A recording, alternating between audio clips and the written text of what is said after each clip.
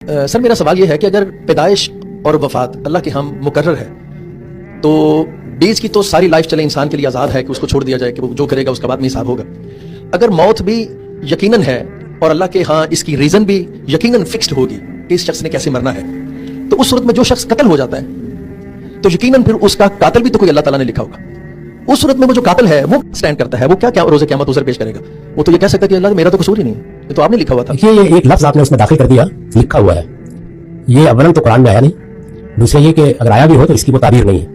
اللہ تعالیٰ نے یہ دنیا بنا دی ہے, بنانے کے بعد اس کو ایک عالم اسباب کی صورت دے دی ہے. یعنی اس میں چیزیں اپنے نتائج تک پہنچتی ہیں لیکن اس کا پروسیس, اس کا لا عمل مقرر نہیں ہوتا. اس میں 10 امکانات رکھ دیے جاتے ہیں. اسی چیز کو ہمارے پرانے اہل علم تقدیر معلق کہتے تھے, یعنی چیزیں شرائط کے ساتھ بیان ہو جاتی ہیں. یہ فلاں معاملہ اس طرح ہوگا تو یہ نتیجہ نکلے گا, اس طرح ہوگا تو یہ نتیجہ نکلے گا. وہ ایک ہی چیز کے وقوع کے 10 امکانات رکھ کر اللہ تعالیٰ انسانوں کو ارادہ و اختیار کے ساتھ جینے کا موقع دے رہے ہیں. تو اس لیے کہ جو سارا بیان آپ نے فرمایا ہے یہ واقعے کے خلاف ہے.